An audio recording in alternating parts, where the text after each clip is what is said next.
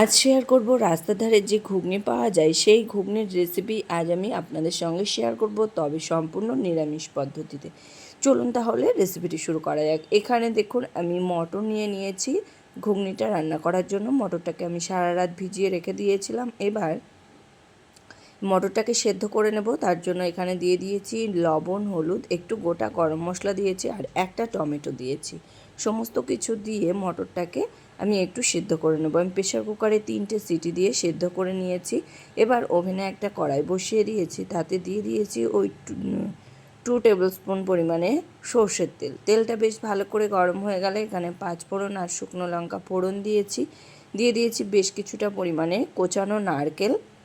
নারকেলটা একটু ভাজা হয়ে গেলে দিয়ে দিয়েছি একটু আদা, আমি একটু গ্রেট করে নিয়েছিলাম, সেই আদা গ্রেট করা একটু দিয়ে দিয়েছি। এবার আদাটাকেও একটু ভাজা হয়ে গেলে দিয়ে দেব একটা বড় সাইজের আলু, সেটাকে আমি একটু ছোট টুকরো করে কেটে নিয়েছিলাম, সেই আলুর টুকরো এখানে দিয়ে দিয়েছি। স্বাদ অনুযায়ী একটু লবণ দিয়েছি আর দিয়েছি পরিমাণ মতো একটু হলুদ গুঁড়ো। এইভাবে নাড়াচাড়া করতে করতে আলুটাকে কিন্তু বেশ লালচে কালার করে ভেজে নিতে হবে। আলু যাতে ভাজতে ভাজতে সিদ্ধ হয়ে যায় সেই রকমভাবেই কিন্তু আলুটাকে ভেজে নিয়েছি। এবার এর মধ্যে বেসিক কিছু মশলা ইউজ করব। জিরে গুঁড়ো, ধনে গুঁড়ো আর দিয়েছি সামান্য একটু লঙ্কার গুঁড়ো। সমস্ত কিছু দিয়ে খুব ভালো করে আবারও কিন্তু আলুটাকে একটু নাড়াচাড়া করে নিয়েছি। এবার এর মধ্যে দিয়ে দেব সেদ্ধ করে নেওয়া মটর। এখানে সেদ্ধ করে নেওয়া মটরটাকে দিয়ে দিয়েছি আর যে টমেটোর খোসাটা ছিল সেই খোসাটাকে কিন্তু আমি এখানে ফেলে দিয়েছি। দিয়ে দিয়েছি পরিমাণ মতো একটি জল, খুব বেশি জল দেব না, কেননা এখানে আমাদের মটর আর আলু দুটোই কিন্তু খুব ভালো করে সেদ্ধ হয়ে গেছে, সেই কারণে এখানে খুব বেশি জল ব্যবহার করিনি। দিয়ে দিয়েছি একটু কয়েকটা কাঁচা লঙ্কা আর দিয়ে দেবো একটু গরম মশলার গুঁড়ো। সমস্ত কিছু দিয়ে কিন্তু খুব ভালো করে মিশিয়ে নেব।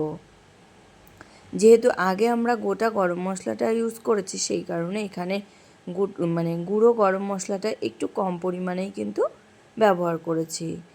দেখুন এখানে ঘুগনি আমাদের একদম রেডি। এইরকম একটু পাতলা থাকতে থাকতেই কিন্তু নামিয়ে নেব, কেননা এটা যখন একটু ঠান্ডা হয়ে আসবে তখন কিন্তু অনেকটাই বসে যাবে। এখানে ঘুগনিটাকে আমি প্রায় 5 থেকে 7 মিনিট মতো একটু ফুটিয়ে নিয়েছিলাম।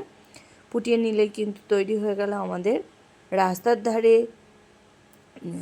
কিংবা স্কুল কলেজের বাইরে যে ঘুগনি আমরা কিনে খেয়ে থাকি সেই ঘুগনির কিন্তু খুব সহজেই বাড়িতে তৈরি করে নেওয়া যায়। তাহলে কেমন লাগলো অবশ্যই কিন্তু কমেন্ট করে জানাবেন। ভালো লাগলে একটা লাইক করবেন আর সাবস্ক্রাইব করে পাশে থাকার অনুরোধ রইল। আজকের মতো এই পর্যন্তই। আবার দেখা হবে নতুন কোনো রেসিপি নিয়ে।